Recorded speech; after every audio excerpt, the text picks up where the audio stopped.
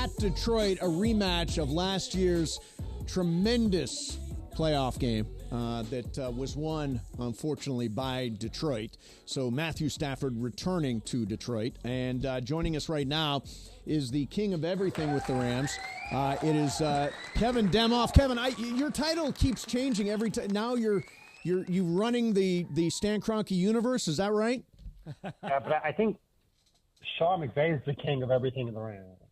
That's probably true. Yeah, no, it's right. Give credit where credit is due, I guess. Yeah.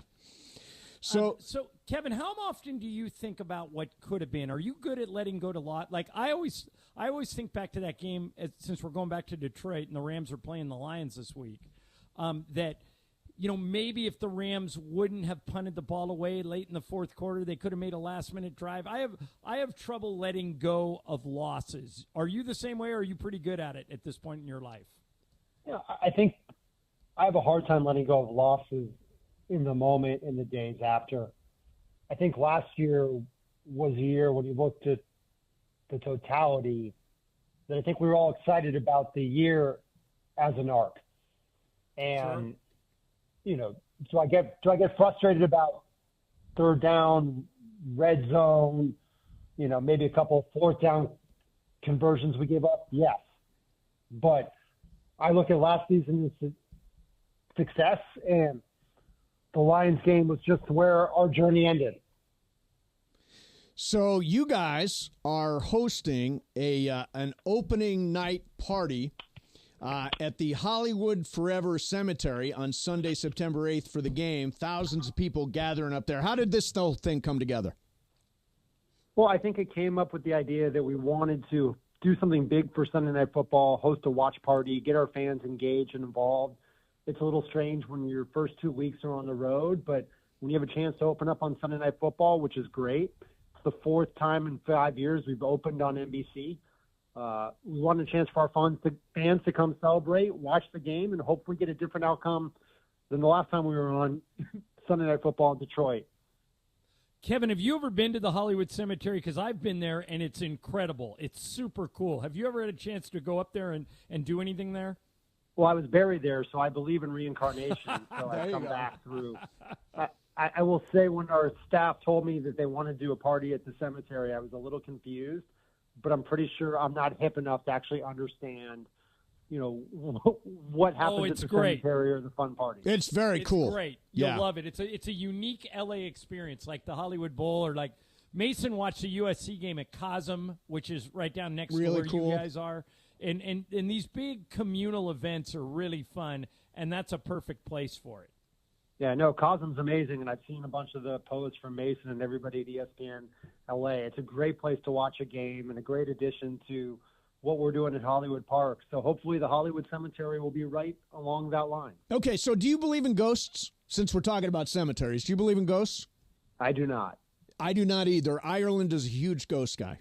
Kevin, I know. I've stayed at two haunted. Now you're working with the Nuggets in the NBA. There are two haunted hotels. You'll see this will come across your desk at some point, that these players don't want to stay in these haunted hotels. I didn't used to believe in them, but now I do. I predict, Kevin, in the next 5 years, you may not totally buy in, but something ghost-related is going to come across your desk if it hasn't already.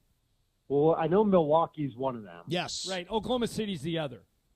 Oklahoma, we'll see then I'll just not make the trips to Milwaukee and Oklahoma City. Yeah, skip those trips. Exactly.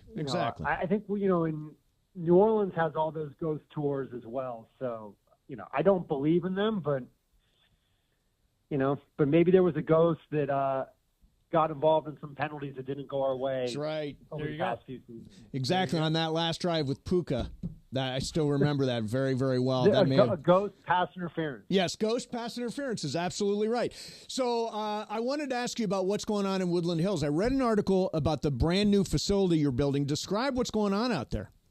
Yeah, so, I think if you've seen what we've done at SoFi Stadium in Hollywood Park, Woodland Hills is the exact same idea, but using our practice facility instead of SoFi Stadium. So Stan Kroenke, about 100 acres, a third of which is currently the Village and Woodland Hills on Topanga, which is an open-air mall that's currently active and thriving.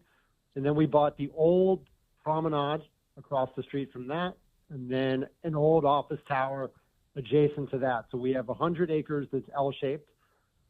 And where we put the new practice facility, which is temporary, is in the northeast corner of the 100 acres. The fields are where they will be permanently forever. So those fields are in for the long run. We have a temporary facility that looks like our old facility at Cal Lutheran, but is much more modern and new. And then we will start, hopefully, the entitlement process to go build the new permanent facility, along with hopefully, 5 to 10 million square feet of development in the coming year. So at the end of the day, it's going to be like a retail movie theater kind of thing, or what are you winding up with? It'll be Hollywood Park. So if you think about Cosm and the retail and the offices and the apartments, it'll be that in the Valley and Woodland Hills as an anchor of really a sports and entertainment district. Kevin Demoff, the COO of the Rams, is our guest. And Kevin, answer this any way you want. If you look around sports, there are a lot of billionaires that own teams. But Stan Kroenke, the one you work for, wins. And it's not just with the Rams. Recently he's won titles with Nuggets. He's won titles in hockey. He's won titles in football. Why do you think? What separates Stan from other billionaires that, for whatever reason, can't get over the hump? And this guy gets over the hump regardless of the sport. Why do you think? I can't speak to the others, right? I mean, winning in sports is very hard. I think Stan is driven. He hires great people, with the exception of, the king of the Rams. But I think if you look at Kroenke Sports, you have very similar blueprints with all the teams. You have, coaches who are new. So whether it's Sean McVay or Jared Bednar at the Avalanche, or Mike Malone, who had a brief stint in Sacramento, but essentially was a new hire in Denver. You have some former players like Calvin Bluth and Joe Sakic. Les Snead played in college, first-time GMs. And then, it's building around core pieces. We had Aaron Donald and Cooper Kupp in our drafts. You can look at Nathan McKinnon and Cale Makar. You can look at Nikola Jokic and Jamal Murray. There's similar DNA throughout the teams. And even I think if you look at Arsenal in the English Premier League, Mikel Arteta is their version of Sean McVay. Adu is their GM who played for them. And then their young core, Bukayo Saka, is developed through their system. So I think there's a learning that has come in Stan's 2.5 decades of owning teams, a patience, a vision, and a willingness to invest in both people, facilities, and ultimately the staff that makes it go. So you guys are going to get a test like right off the bat. Probably two of the best teams in the NFC, Niners in week 3 and Lions, of course, on Sunday night. Do you feel like that's a good measuring stick right off the bat, playing sort of the big boys in the conference? Look, I think they're going to be on your schedule. You want them at any point when you're playing your best. And so hopefully we can go to Detroit and play our best and get a win. You love opening with the 49ers at home. It was a great game last year. It was a good measuring stick. But I remember last year we went to Seattle. We played really well. We won. Yep. They were coming off a playoff appearance. And we came home against the Niners, and we played pretty well. We did not win. But ultimately that game, changed. There was a ball that went through Kyron's hands in the third quarter that really changed the game. But you knew walking away from that game, like, okay, we played the Niners tougher in that game than we had the previous year. It was a loss in, the standings, but I don't want to call it a moral win. There's no moral wins against the 49ers or really anybody. But your first month, you want to start to figure out your team, your personnel, how you grow. What I loved about last year is we were 2-2, we were 3, then we were 3-6. And we got better as the season went on. And in most of our Sean McVay teams, we had always started hot. This was the first team that finished on fire. And I think that was a great lesson for us. Is it's important to open the season and play strong, but as long as this team gets better week by week and is playing its best football at the end of the year, then we'll be reckoned with. And I look at last year, we lost in overtime to the Ravens. That was our one loss in the last 2 months of the regular season. Yeah. We lost by 1 point to the Lions. Both of those teams went to the championship game.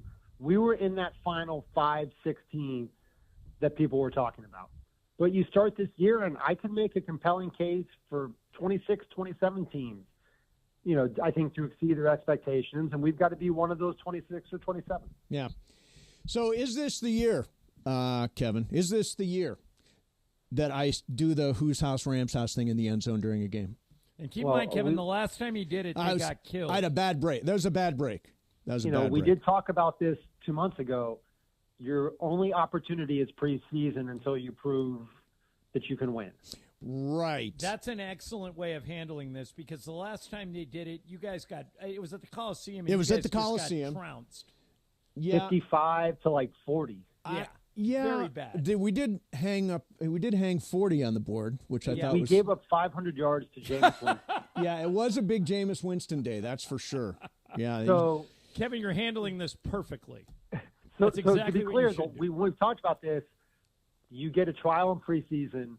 The outcome of that game determines on whether you can come back.